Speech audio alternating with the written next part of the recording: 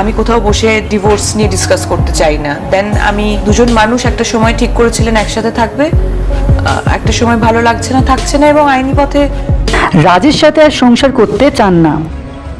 এবার একটা টক শোতে এমন কথা বলতেই এই নিয়ে ব্যাপক আলোচনা শুরু হয়েছে পুরো সোশ্যাল মিডিয়া জুড়ে।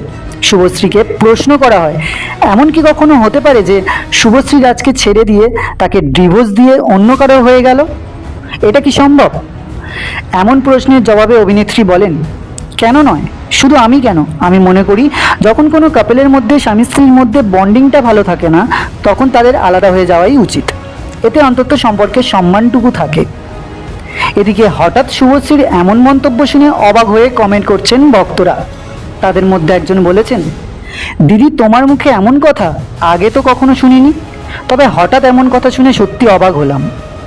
আর একজন বলেছেন, দিদি তোমার কথা শুনতেই বুঝতে পারছি রাজদার সাথে তোমার সম্পর্কটা হয়তো মোটেও ভালো নেই।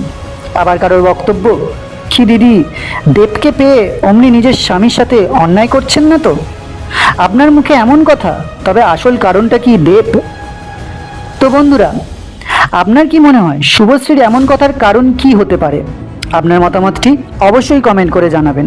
ভিডিওটি ভালো লাগলে লাইক ও শেয়ার করবেন এবং নতুন নতুন ভিডিও পেতে অবশ্যই চ্যানেলটি সাবস্ক্রাইব করবেন।